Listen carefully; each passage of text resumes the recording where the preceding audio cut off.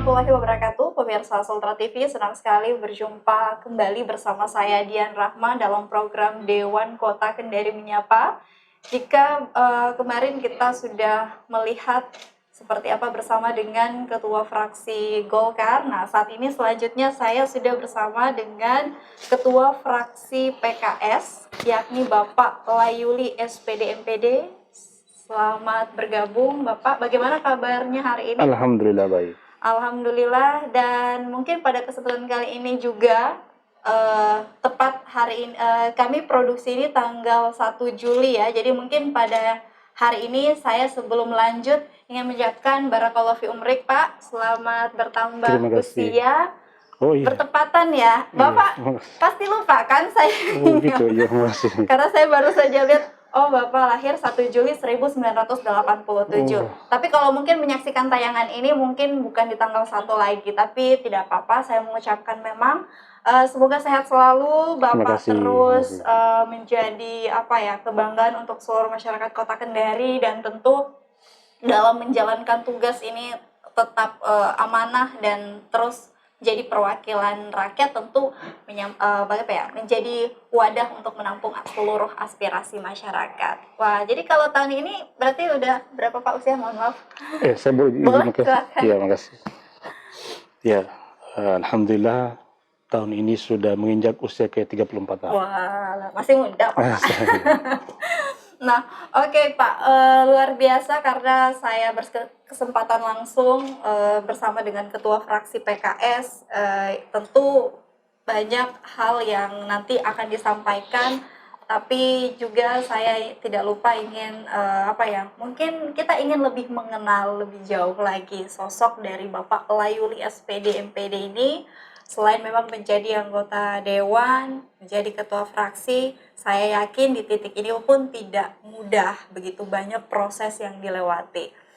Mohon maaf sebelumnya lagi, memang lahir di keluarga politik Pak, sampai akhirnya juga terinspirasi menjadi bagian di partai politik atau seperti apa? Silakan. Ya, terima kasih Bu Dian. Kalau bicara latar belakang, alhamdulillah saya dilahirkan dari keluarga yang non politik. Oke. Orang tua, ibu berdagang, ayah itu sebagai tukang beca.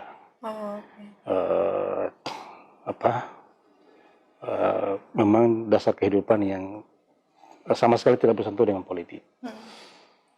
Saya kemudian bersekolah dari SD SMP di Bau-Bau, SMP kemudian pernah di SMP 9 Kendari juga, kemudian SMA di Bau-Bau lagi, dan kuliah di Unhalu. Oke, Pak, kalau sempat tadi saya lihat memang Bapak awal sekolahnya di Bau-Bau, akhirnya memutuskan untuk hijrah ke Kendari. Kenapa Pak, kalau boleh tahu?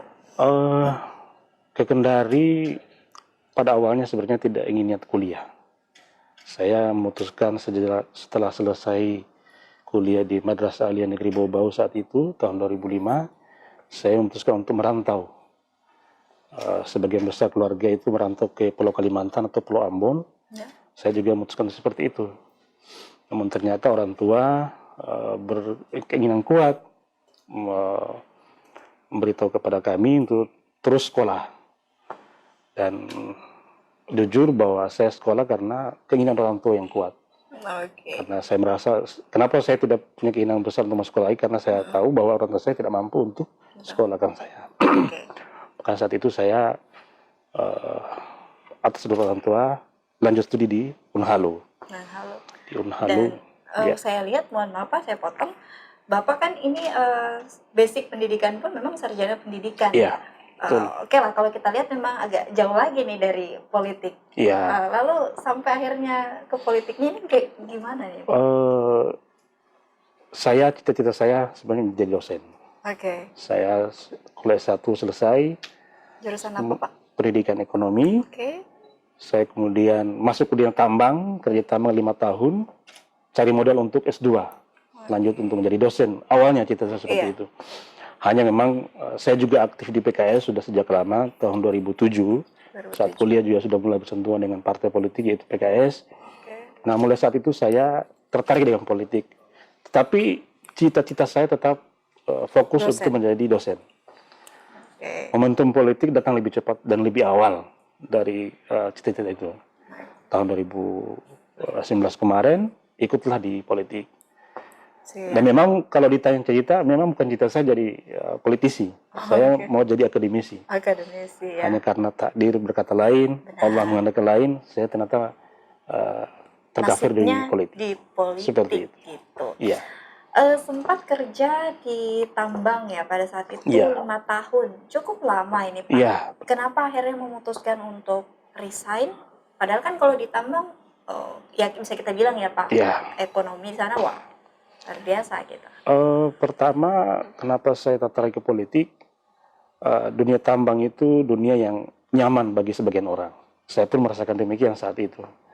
Tapi saya melihat bahwa ternyata di politik ini juga banyak bisa, kalau tambang hanya untuk cukup untuk diri kita, sedangkan di politik itu kita bisa memberi manfaat ke orang banyak.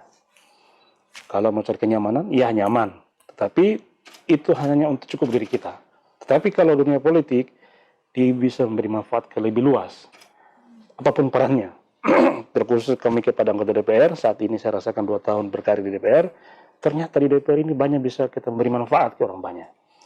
Makanya saat itu, dorongan juga beberapa teman-teman, saat itu mungkin Pak Wali Kota ini sebagai ketua partai politik saya saat itu, saya bendaharanya, saya tertarik dan coba berkomunikasi dengan konstituen, masyarakat di wilayah saya. Alhamdulillah, setahun saya bersosialisasi, bagus penerimaan di masyarakat. Oke. Saya teruskan dan alhamdulillah tercover. Seperti itu. Tercover. Tapi pada saat sudah sosialisasi tercover di DPRD Kota Kendari ini, apakah sudah menyelesaikan studi S2, Pak? Saat itu sudah. Oh, Saya saat itu selesai S2 2017. 2017. Sudah selesai S2. Mengambil jurusan? Pendidikan ekonomi juga. Oh, jadi master pendidikan ekonomi. Pendidikan ekonomi juga. Oke. Guru memang. Jadi basic jiwanya saya memang guru memang ya? guru. Saya suka mendidik. Masya Iya. Allah. Nah, boleh tahu Pak, kalau saat ini kan memang sudah tercover Iya. menjadi anggota dewan, tapi cita-cita awal tadi tetap ingin menjadi akademisi, Iya. menjadi dosen. Benar. Ini sudah bisa diwujudkankah cita-cita yang dari dulu ini? Iya. Diinginkan? Untuk saat ini kan di dunia politik, khususnya seperti kami sebagai anggota DPR kan dibutuhkan keseriusan dan Iya sih. kesungguh-sungguhan. Aturan juga menghendaki kita untuk Tidak bisa. bekerja melayani masyarakat. Betul. Mungkin saja kita, kalau kampus swasta kan dibolehkan untuk mengajar part time lah begitu bisa. Cuma untuk saat ini memang saya lebih fokus sebagai tugas-tugas anggota DPR. Oke. Belum mengambil langkah selanjutnya. Wah. Seperti itu. Luar biasa kalau saya lihat perjalanan Iya. yang dilalui oleh Bapak Layuli ini cukup, mungkin kalau kita lihat dengar tadi mulus-mulus saja Iya, ya. Jadi iya. sempat bahkan menyelesaikan pendidikan, langsung masuk kerja Iya. di tambang, terus setelah itu resign dan melanjutkan pendidikan lagi. Iya. Serta alhamdulillah di 2019 kemarin Iya. tercover menjadi anggota dewan. Iya. Apakah karena ini adalah bentuk dan support dari kedua orang tua, Pak? Sampai ya alhamdulillah ini dilancarkan jalannya oleh Allah Subhanahu wa taala. Ini gimana tanggapannya? Iya, terima kasih.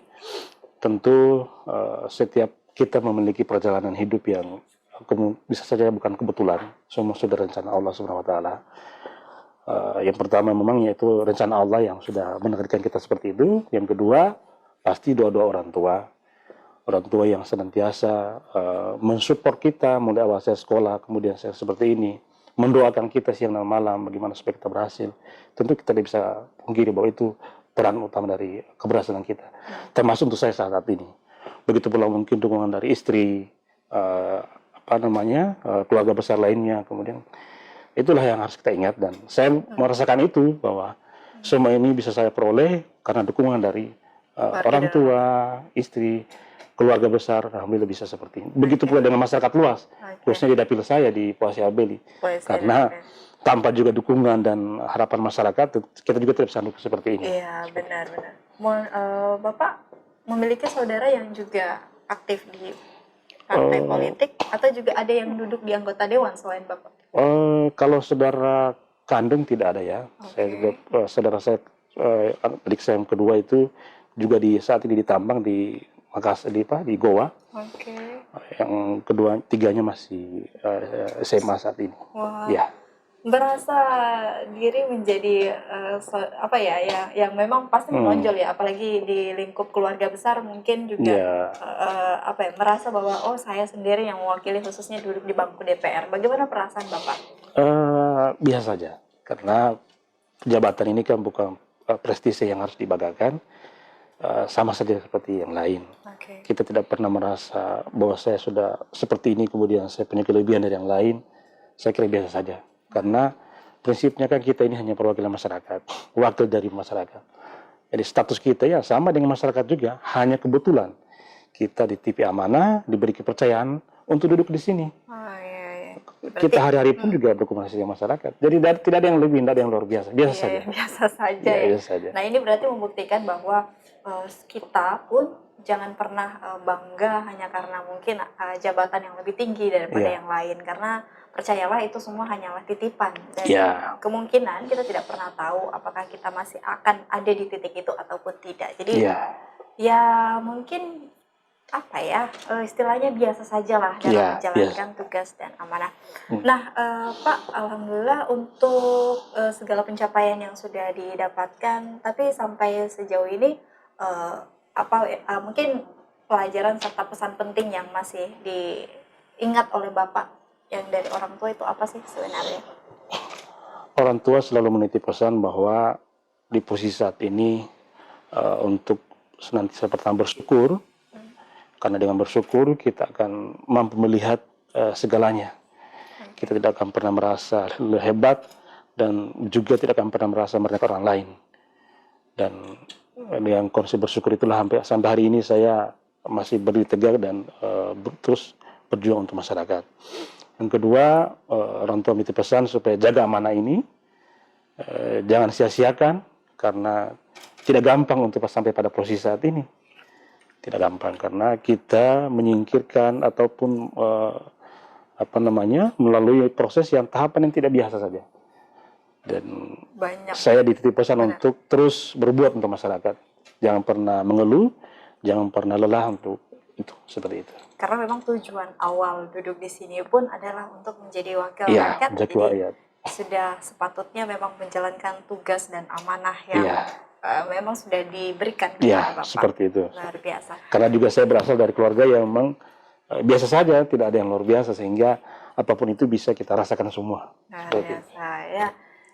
Saya makin kesini bahwa akhirnya makin banyak belajar ya. Rupanya orang-orang hebat yang selalu saya temui juga punya pengalaman yang luar serta proses perjalanan yang luar biasa.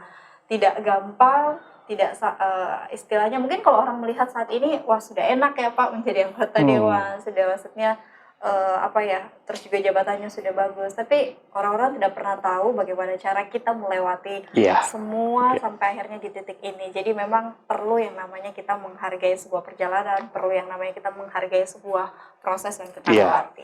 Oke. Nah pemirsa di rumah, setelah yang satu ini kita masih akan kembali.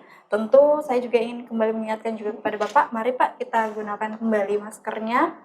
Dan saya sih harapannya kepada seluruh pemirsa untuk juga tetap menjaga kesehatan ya di tengah pandemi saat ini. Insya Allah memang pandemi ini akan segera berakhir dan kita juga bisa seperti sedia kala. Nah jangan kemana-mana, setelah yang satu ini tetap di Dewan Kota Kendari Menyapa.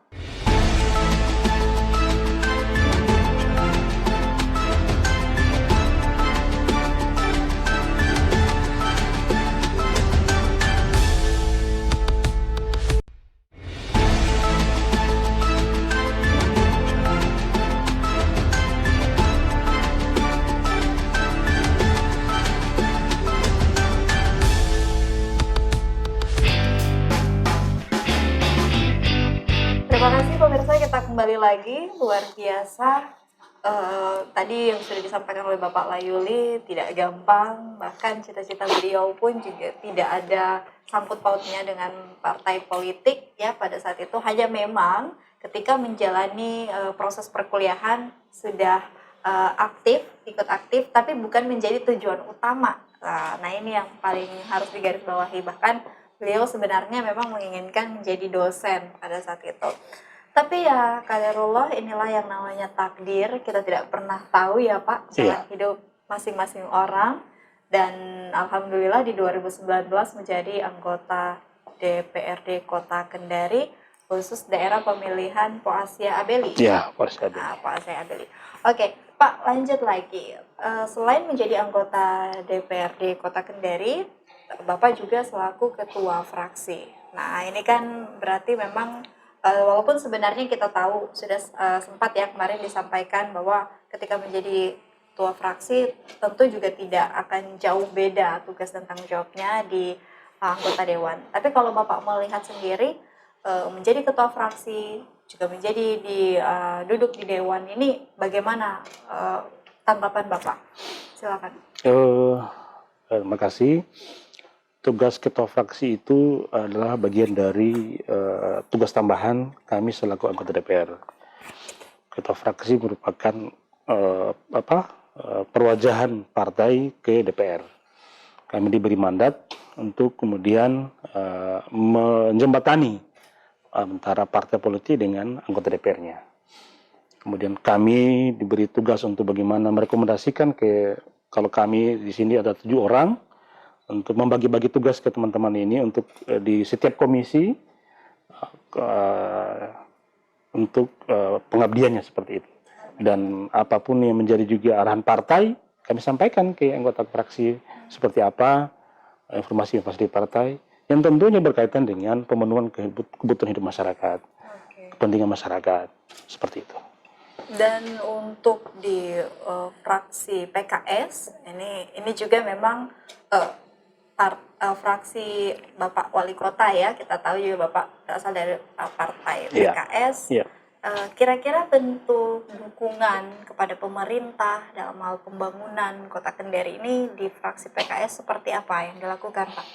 Ya, tentu menjadi partai politik ataupun ketua fraksi di saat yang sama juga mungkin Pak Wali Kota berasal dari partai yang sama, ini suatu yang tidak mudah tentunya. Karena kami ini DPR ini kan dituntut untuk mengawasi, memberi masukan, memberi kritikan kepada pemerintah. Nah, di saat yang sama kami juga secara hubungan psikologis dengan Pak Wali sendiri sebagai orang juga atau sebagai mantan ketua PKS Kota Kendari yang saat ini ketua Majelis Tinggi Pertimbangan Wilayah, tentu tidak gampang, tidak mudah. Tetapi untuk hal itu harus kita posisikan pada porsi yang sebenarnya. Kami tetap memposisikan diri untuk bagaimana mengadvokasi kepentingan masyarakat yang sifatnya untuk membangun pemerintahan yang ada saat ini. Dan tentu kita akan terus berperan aktif mengingatkan pemerintah agar model pemerintahan itu betul-betul melihat memenuhi standar bagaimana selayaknya pemerintah memberikan pertanggungjawaban kepada masyarakatnya, seperti itu. Ya, jadi memang ini sesuatu momen juga ya, karena kebetulan saja Bapak Wali Kota saat ini juga memang berasal dari fraksi PKS. Nah Pak, selanjutnya lagi, ini tugas dan fungsi serta saya yakin kan dalam setiap partai itu pasti memiliki visi dan misi. Tapi memang untuk di fraksi ini adalah perpanjang tangan dari partai itu sendiri. Nah untuk di PKS seperti apa? Apa sih yang menjadi visi utama yang ingin dilakukan? Kalau di PKS, kalau fraksi kan tentu kita tidak punya khusus tersendiri ya. Yang ada itu visi partai secara umum, nasional. Kalau visi partai secara umum kan bagaimana menjadi partai pelopor untuk mewujudkan kepentingan nasional sesuai dengan cita-cita nasional. Bagaimana kemudian kita melindungi segenap bangsa dan seluruh tempat dari Indonesia. Bagaimana kita mewujudkan kesejahteraan umum, bagaimana mencerdaskan kehidupan bangsa, bagaimana kita ikut dalam ketertiban dunia. Itu dalam pembukaan UUD 45. Itu bagian dari tujuan ataupun visi dari partai PKS sendiri. Nah, kalau bicara kedaerahan kami ya di Kota Kendari ya tentu bagaimana mengejawantakan ataupun mengartikan dalam kedaerahan kita bagaimana daerah ini supaya semua masyarakat haknya terpenuhi, keadilan tercapai, kesejahteraan meningkat, seperti itu. Itulah menjadi fungsi kita di Kota Kendari. Iya. Nah, terus menjadi ketua fraksi ini ya tadi sudah banyak ya dijelaskan bagaimana tugas-tugas Iya. tanggung jawab bersama Hmm. dengan teman-teman Iya. yang tergabung di fraksi PKS dan dengan jumlah 7 orang. Iya. Nah, ini membangun kolaborasi bersama ke-7 orang ini bagaimana Pak di Eh, fraksi PKS? sebagai partai terbesar di Kota Kendari saat ini diberi kepercayaan masyarakat, membangun komunikasi itu saya kira eh, normatif saja, tentu berbasis kepentingan masyarakat lagi-lagi. Karena kita semua ini kan berasal dari yang berbeda, Ya. latar belakang mereka berbeda, pendidikan yang berbeda. Tentu mungkin bisa dibilang tidak juga terlalu gampang, juga tidak susah. Karena lagi-lagi semua komunikasi saja. Bagaimana kemudian kita ini senantiasa rapat, komunikasi untuk hal-hal yang kira-kira itu apa yang bisa kita putuskan. Seperti itu. Oke. Nah, alhamdulillah kan memang pada saat ini diberikan kepercayaan menjadi partai yang terbesar ya Iya. Pak ya untuk di Kota Kendari. Nah, untuk mempertahankan ini kan tentu juga pasti ada Iya. upaya-upaya strategis yang sudah Iya, iya. disiapkan. Selaku Bapak sebagai ketua fraksi melihat hal ini bagaimana? Ada mengatakan bahwa mempertahankan itu jauh lebih susah daripada merebut. Ya, benar. Tentu ini tidak juga salah. Oleh karena itu, di momentum ini kami juga terus berupaya untuk membuktikan kepada masyarakat bahwa kami mampu untuk memberikan pelayanan terbaik. Kami sadari bahwa di saat ini juga masih banyak kekurangan-kekurangan yang bisa kami belum kelihatan di masyarakat, tapi pada dasarnya bahwa kami terus berupaya untuk itu dan melalui perwajahan DPR, perwajahan pemerintahan, terus hadir dan melayani apa yang menjadi kebutuhan masyarakat. Lagi-lagi tidak gampang, tapi tidak juga terlalu susah untuk itu. Intinya adalah bagaimana kita menjaga komunikasi dengan masyarakat. Oke, melihat bagaimana dan juga istilahnya di sini mengetahui apa sih sebenarnya yang masih menjadi masalah di masyarakat, apa yang masih dibutuhkan. Nah, sampai sejauh ini Bapak juga sebagai anggota dewan, apa sih yang Bapak lihat bahwa yang masih menjadi PR yang perlu diselesaikan dan ini masalah yang terus terjadi di masyarakat itu apa Pak? Silakan. Ya, saat ini di Kota Kendari kita masih memiliki PR yang cukup besar juga dalam hal infrastruktur dasar. Kami sadari, kami pahami bahwa memang di sana sini masih ada genangan-genangan air, masih ada jalan-jalan yang belum tersentuh aspal. Tentu ini menjadi PR kita bersama saat ini. Yang kedua, tentu bicara kesejahteraan masyarakat. Lapangan kerja mungkin juga masih terbatas tersedia. Ini saya kira sudah menjadi masalah di setiap kota, dan Kota Kendari kita masih merasakan itu, ditambah lagi dengan kondisi pandemi seperti ini. Memang tidak mudah, tidak gampang. Tapi saya kira kita harus optimis, kita terus membangun kebersamaan ini, karena dengan itu kita bisa berbuat, bisa mewujudkan. Karena kalau kita tidak saling membantu, tidak saling mewujudkan optimisme, tentu akan susah untuk kita wujudkan. Iya. Tapi yakinlah, insya Allah bersama bisa kita selesaikan. Iya, yang paling terpenting adalah kolaborasi dan sinergi yang dibangun ya begitu erat. Iya. Pak, kita juga tidak bisa menutup mata ya bahwa saat ini kondisi kita khususnya di Kota Kendari ini kan memang kita sudah memasuki era digitalisasi. Kita tahu perkembangan teknologi yang terus saja melaju begitu cepat.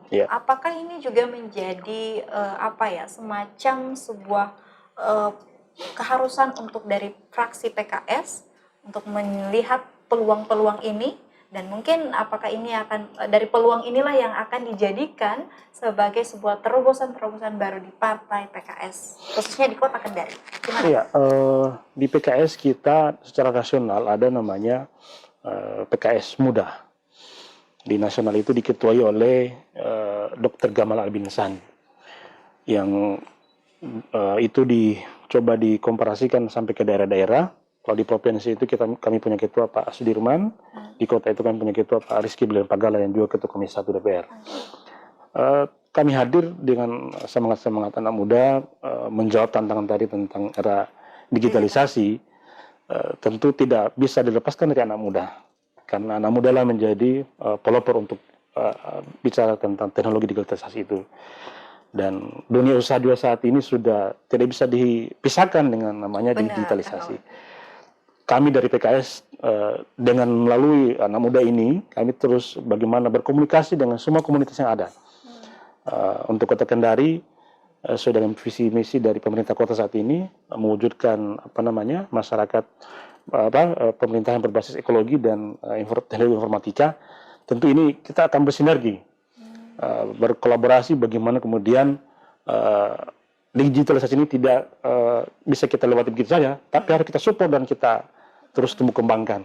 Lagi-lagi ini menjadi kewajiban untuk bisa kita sama-sama wujudkan. Oke, gitu. Jadi memang sudah ada yang namanya PKS Muda ya, Pak, PKS yang Muda. memang menyentuh para kalangan milenial. Ya. Dan Pak, kalau melihat dengan adanya terobosan itu, apakah ini sudah bisa sedikit menjawab tantangan-tantangan yang mungkin saja bisa terjadi, Pak? Gimana tanggapan? Iya, memang bonus demografi kita untuk 2030 ke depan ini anak muda itu semakin banyak. Tentu ini sama-sama kita pikirkan, sama-sama kita seriusi. Teknologi itu memiliki efek yang ibarat pisau, punya dua sisi. Tergantung kita bagaimana memanfaatkan. Kita optimis dan kita harus bersama-sama dengan tangan bagaimana teknologi ini kita manfaatkan sebaik-baiknya untuk lebih produktif. Kita manfaatkan. Di saat ini kan sudah banyak yang jadi YouTubers, yang jadi selebgram apa semua, dan ini semua mendatangkan uang. Ini harus kita support ke masyarakat kita, khususnya di Kota Kendari, bagaimana anak-anak muda ini terus kita rangsang kreativitasnya untuk bisa kita kembangkan. Dan kami PKS siap untuk itu. Makanya kami di PKS ini kan ada selalu forum-forum yang menghadirkan milenial-milenial untuk kita berdiskusi bagaimana langkah-langkah kita ke depan menghadapi tantangan kehidupan ini. Saya kira seperti itu. Jadi sudah sering adanya sosialisasi, kolaborasi bersama dengan para milenial kita. Ya, lagi-lagi kolaborasi sinergi adalah sebuah hal yang harus memang terus dikembangkan, karena inilah yang akan menjadi suatu cara strategis kita untuk menjawab segala tantangan, khususnya menghadapi bonus demografi. Dan rupanya ini sudah terpikirkan juga di fraksi PKS ya, di bawah Ketua Bapak Layuli SPD MPD. Nah, baik Bapak, setelah yang satu ini kita juga akan masih lanjut lagi, tapi kembali lagi saya ingatkan untuk tetap menggunakan masker. Mari kita gunakan kembali masker. Jadi kami juga menginformasikan bahwa sebelum proses produksi dari kegiatan ini, pemirsa, kita telah mematuhi protokol kesehatan secara ketat awalnya ya. Dan baik, setelah yang satu ini jangan kemana-mana, kita akan tetap kembali di Dewan Kota Kendari Menyapa.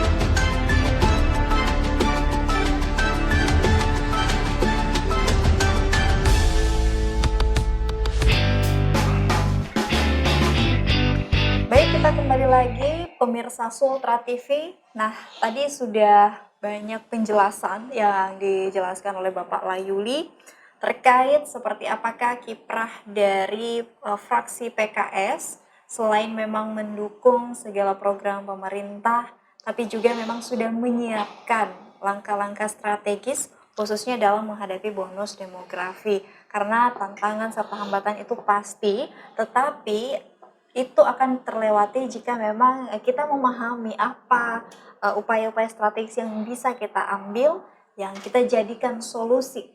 Karena saya yakin setiap permasalahan pasti ada solusinya, ya bukan begitu ya Pak ya? Iya, betul. Nah, kalau kita melihat selain memang Bapak Ketua Fraksi PKS, Bapak juga sebagai anggota Komisi 3, yakni bidang pembangunan dan kesejahteraan rakyat.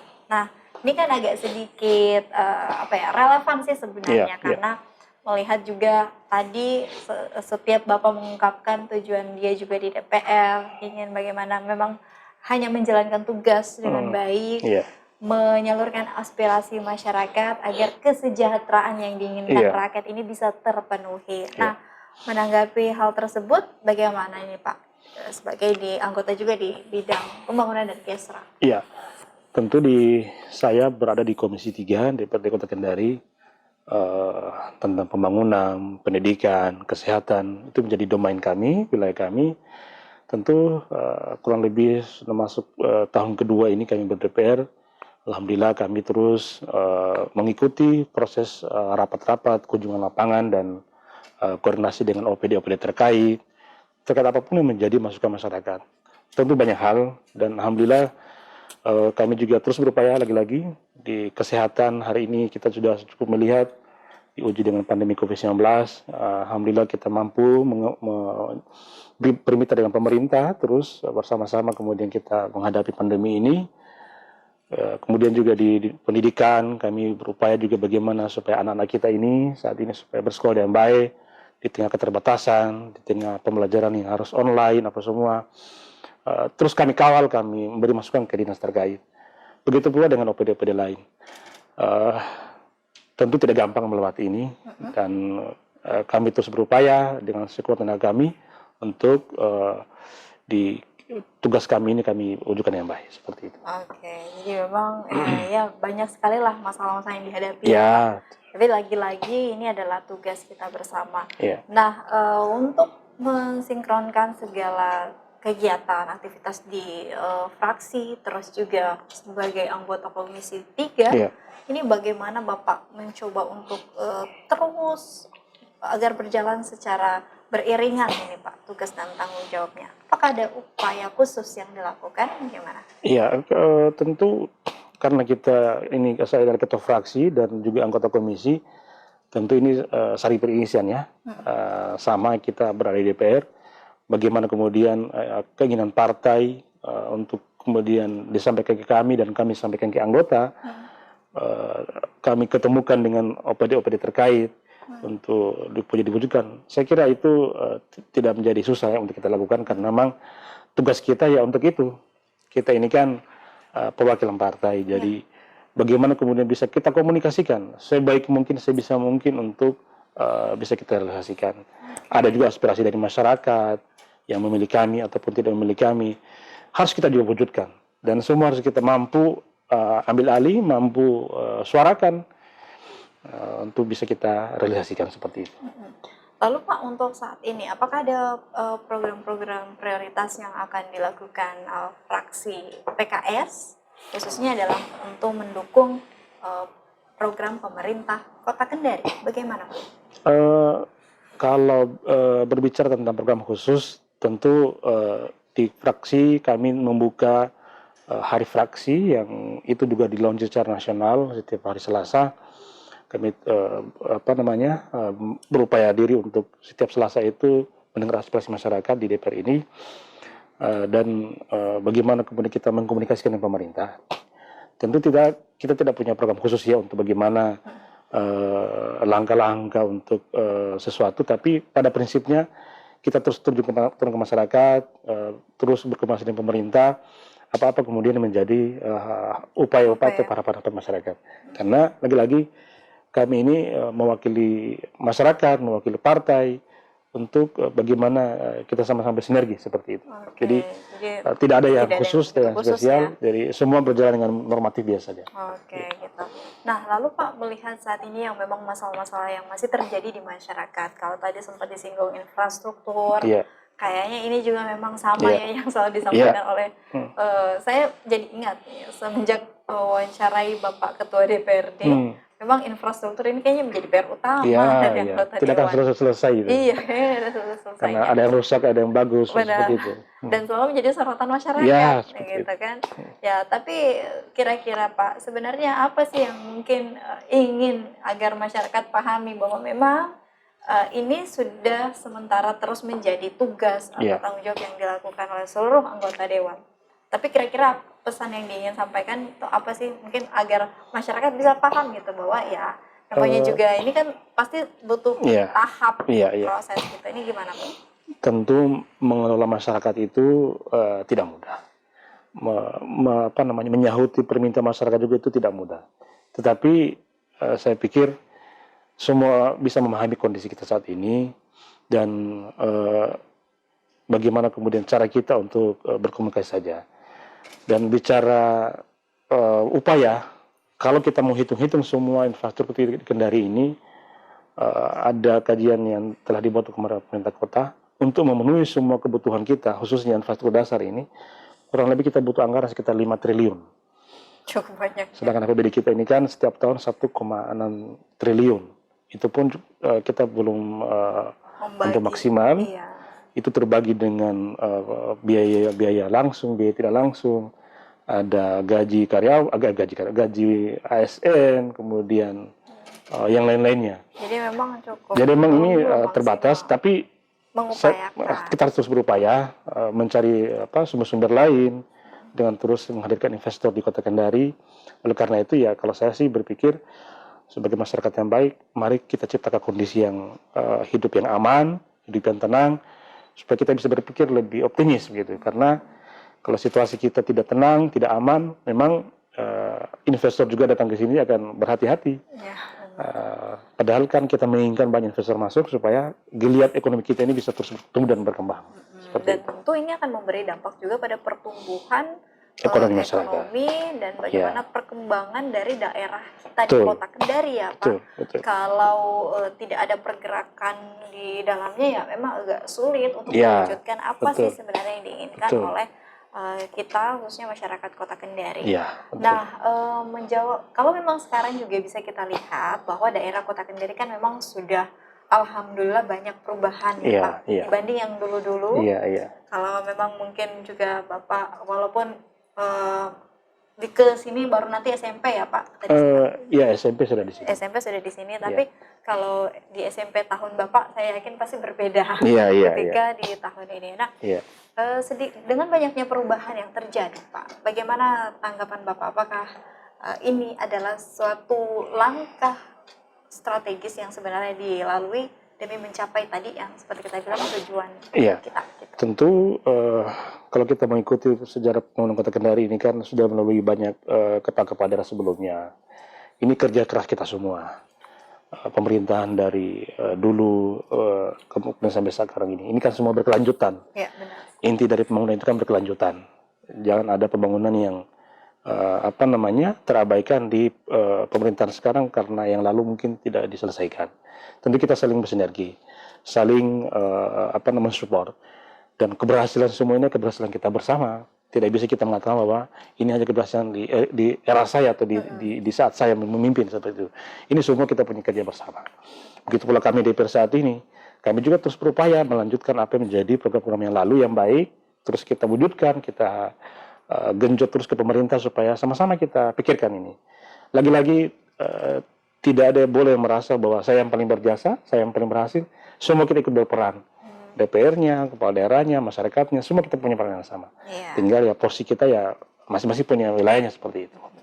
Tapi memang sekarang mungkin yang menjadi PR adalah bagaimana memberikan pemahaman kepada masyarakat ya Pak. Karena lagi-lagi masih ada saja masyarakat yang pro dan kontra dengan adanya segala kebijakan-kebijakan dan mungkin segala upaya-upaya yang telah dilakukan teman-teman di anggota dewan. Menurut Bapak menanggapi hal ini bagaimana Pak? Saya kira pro kontra itu hal yang lumrah dalam wilayah pemerintahan. Kita berumah tangga saja, suami istri tidak asik kalau tidak ada pertengkaran.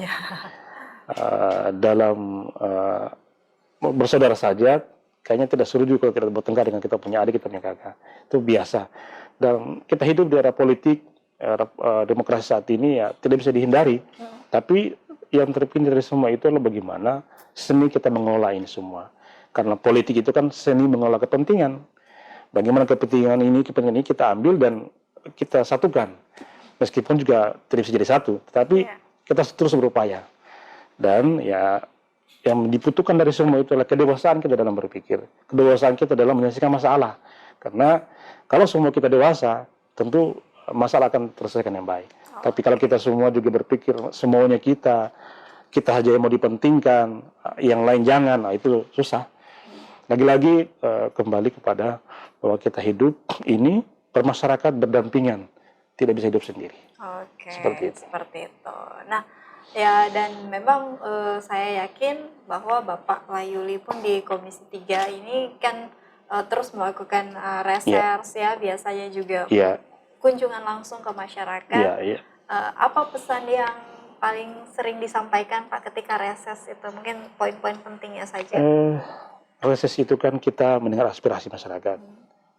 Aspirasi itu kan banyak. Orang tidak hanya mengeluhkan tentang kebutuhan dasarnya, tapi dia mengeluhkan juga bagaimana kebutuhan kepribadinya. Anaknya mungkin mau lanjut kuliah, ada tanahnya mungkin yang bermasalah harus diselesaikan. Bahkan perceraian suami istri pun kita juga dengarkan bersama di situ. Jadi ya saya pikir hal yang normatif saja. Memang kami hadir untuk mendengar itu semua. Meskipun kadang-kadang kita berpikir sepertinya ini bukan tugasku, tapi ya sudahlah. Iya, benar, Karena masyarakat itu kan, biasanya kayak bias ya. ya, tapi itu biasa saja.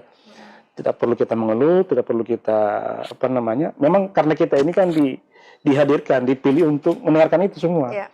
Tinggal kita pilih, kita pilah yang mana untuk bisa kita lanjutkan ke pemerintah untuk diselesaikan. Kalau itu bicara infrastruktur, bicara kebutuhan dasar. Kalau dia bicara tentang pribadi, ya kita bagaimana cara kita secara pribadi juga menyelesaikan. Seperti itu. Dan itu hal biasa dalam dunia politik. Luar biasa. Rupanya memang kayak di DPR ini semua ya. Diurus ya Pak. Iya. Hampir yang menjadi seluruh permasalahan masyarakat. Karena kembali lagi memang hadirnya Dewan ini kan menjadi aspirasi bagi masyarakat, menjadi wadah untuk menyalurkan apa yang menjadi permasalahan yang memang masyarakat ini masih saja sering temui. Nah lalu Pak, terakhir kira-kira harapan Bapak untuk masyarakat Kota Kendari yang memang juga istilahnya sekarang sudah mulai cerdas ya cara berpikirnya, cara pandangnya. Ini apa kira-kira yang diinginkan Pak? Kita kelola ini semua yang baik, karena hari ini hampir semua kita punya gadget, punya Android, dan semua kita bisa mengakses informasi. Orang semua sudah cerdas semua saat ini. Orang kalau diajari juga dia berpikir bahwa saya sudah tahu duluan. Dan saya kira ini memang dibutuhkan kemampuan kita semua untuk bisa saling memahami ya. Dan lagi-lagi kita bicara masyarakat, hari ini diskusi orang kalau bicara politik, bicara tentang keadaannya, orang semua bisa bersuara, bisa berbicara, dan kita harus optimis bahwa bisa kita wujudkan, bisa kita lalui, dan saat ini juga di Kota Kendari saya kira sudah banyak aplikasi-aplikasi ini yang dihadirkan untuk bisa menjawab itu semua. Di Inspektorat sudah dibuat ada namanya Jari, itu saya dengar banyak juga masukan, kritikan, dan informasi yang diberi kepada masyarakat. Lagi-lagi tadi tentang apakah itu pribadinya orang, apakah itu berkaitan dengan kebutuhan pelayanan masyarakat atau pemerintah, itu sudah ada semua informasinya. Dan lagi-lagi masyarakat sudah pintar semua sekarang, dan kita tidak bisa lagi membual atau menjadi sesuatu yang tidak bisa kita wujudkan. Semua orang sudah tahu semua sekarang. Lalu Pak, harapan untuk teman-teman di fraksi PKS gimana? Ya, harapan saya sih berpikir mari bersama-sama kita melahirkan atau mewujudkan bagaimana kita ini hadir sebagai masyarakat yang terus bisa dicintai oleh masyarakat, bisa dirindukan oleh masyarakat, dan kiprah-kiprah kita sesuai dengan komisi yang kita bidangi. Saya sih berharap dan teman-teman fraksi PKS menjadi pelopor itu semua, karena biar bagaimana kita saat ini menjadi partai yang terbesar di Kota Kendari, kita punya tanggung jawab yang tidak mudah. Mari sama-sama kita bergandeng tangan untuk kita bisa berbuat untuk masyarakat seperti itu. Luar biasa ya. Jadi memang harapan dan serta keinginan tentu menjadi poin penting yang kayaknya Bapak Layuli ingin sampaikan kepada masyarakat. Tapi Pak, sebelum saya akhiri, kalau mau dikasih kesempatan nanti bisa menjadi dosen sesuai cita-cita Bapak, bagaimana Pak? Mau lanjut? Hidup ini prinsipnya kita jalani sesuai dengan sekiranya yang kuasa, Allah Subhanahu Wa Taala. Tentu impian itu tidak boleh juga hilang dari kita. Apapun peran kita, apapun profesi kita, jangan lupa bahagia dan bersyukur, karena kita tidak bisa berpikir bahwa ke depan saya akan jadi dosen. Kita ikut saja ajaran hidup seperti apa. Yang ada saat ini kita syukuri, kita wujudkan, kita seriusi. Tidak boleh main-main dengan sesuatu yang sudah kita peroleh. Karena kalau kita bersyukur dan kita terus serius melakukan itu, insya Allah nikmat itu akan terus ditambahkan buat kita. Masya Allah. Seperti itu. Intinya kita harus bersyukur dengan nikmat yang saat ini kita Ya, dapatkan. jangan ya. lupa bahagia. Oke, kita harus berbahagia terus Bahagia. ya Pak. Oke, dan tidak terasa pemirsa, perbincangan kita harus berakhir pada kesempatan kali ini. Namun lagi-lagi saya ingin mengucapkan terima kasih kepada Bapak Layuli SPD MPD. Terima Ya, kasih Pak makasih. selaku Ketua Fraksi PKS. Luar biasa duduk juga di anggota dewan ini, rupanya banyak sekali keinginan-keinginan serta tujuan hidup yang ingin Bapak coba realisasikan kepada masyarakat, dan semoga ini bisa terrealisasi dengan Amin, baik amin, amin. ya. Dan baik, kembali Pak kami gunakan maskernya. Terus tentu saya juga menginformasikan kepada seluruh pemirsa untuk tetap jaga kesehatan kita di tengah pandemi COVID saat ini. Ya, insya Allah perbincangan tadi kita ini dapat diambil ya sisi positifnya, sehingga ini bisa bermanfaat untuk kita. Dan serta akhir kata, saya beserta kru yang bertugas pamit undur diri. Saya ucapkan terima kasih. Wassalamualaikum dan sampai jumpa.